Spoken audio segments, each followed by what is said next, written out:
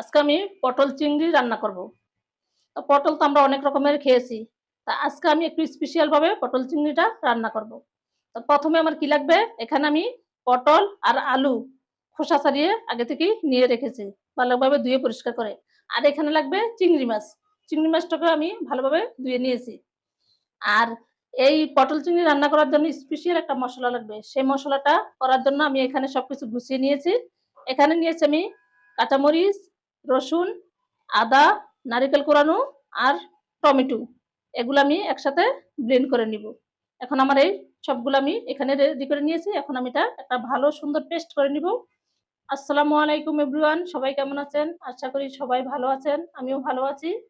তো এখন আমি এটাকে পেস্ট বানিয়ে নিব। এখন এগুলো আমি ব্লেন্ডারে নিয়ে নিব।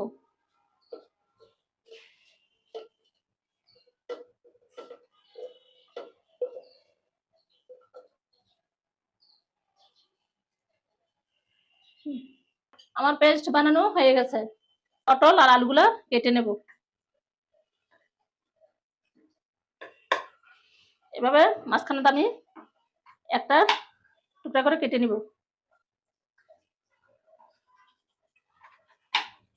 সবগুলো এভাবে আমি কেটে নিব।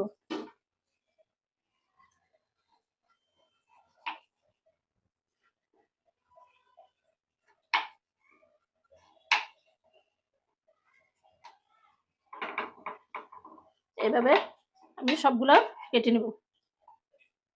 আমার পটল আর আলু কাটা হয়ে গেছে।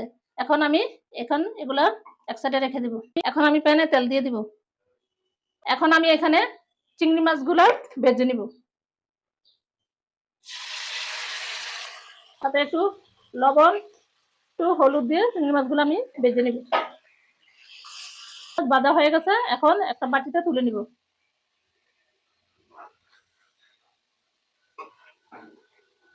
তেলে পটলগুলো ভেজে নিব।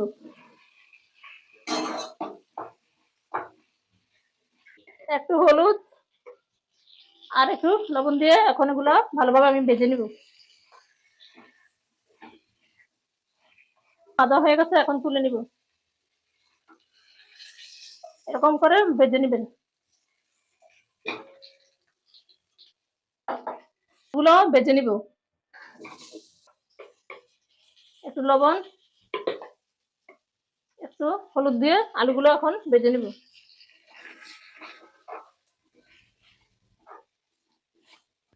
আমার আলুগুলা ভাজা হয়ে গেছে, এখন এগুলো তুলে নিব। এখন প্যানে তেল দিয়ে দিব। আমি এখানে ফোড়ন দিয়ে দিব। ফোড়নে তেজপাতা, শুকনা মরিচ, দারুচিনি আর এলাচ দিয়ে দিব। যারা এখন পর্যন্ত আমার ভিডিওটা দেখতেছেন, শুরুতেই একটা লাইক দিয়ে পুরো ভিডিওটা দেখা শুরু করবেন। আর ইউটিউব চ্যানেলে যারা সাবস্ক্রাইব এখনো করেন নাই, প্লিজ সাবস্ক্রাইব করে সব সময় আমার ভিডিও কন্টিনিউ করে নেবেন। আর ফেসবুক পেজ থেকে যারা ফলো দেন নাই, ফলো করে আমার সাথে থাকবেন। এখন আমি এখানে বেশ কিছু পেঁয়াজ কুচি দিয়ে দেব।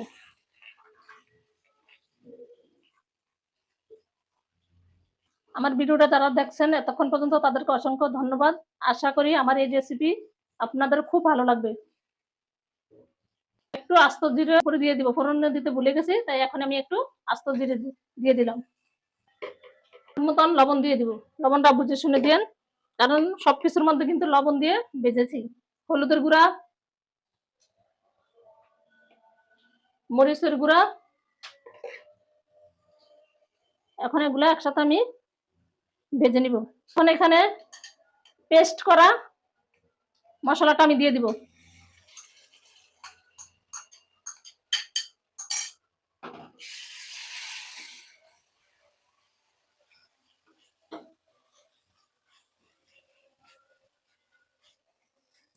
ভালোভাবে এটা কষিয়ে নিব যতক্ষণ পর্যন্ত আদা রসুনের কাঁচা গন্ধটা না যায়, ততক্ষণ পর্যন্ত আমি এটা ভেজে নিব। পানি দিয়ে আবার কষিয়ে নিব। এখন ধনিয়ার গুঁড়া দিয়ে দিব। এখন আমার মশলা থেকে তেল ছেড়ে দিয়েছে, তার মানে আমার মশলাটা ভালোভাবে কষানো হয়ে গেছে।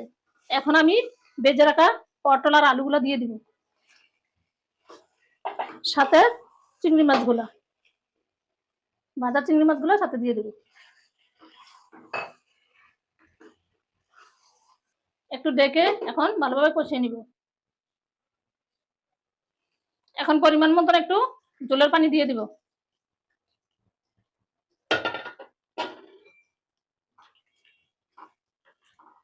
একটু ডেকে দিব।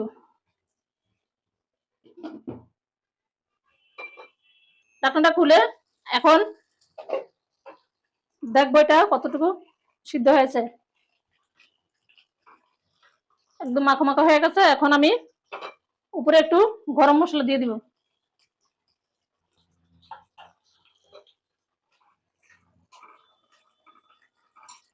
আর একটু ঘি দিয়ে দিব। একটু উপরে ঘি দিয়ে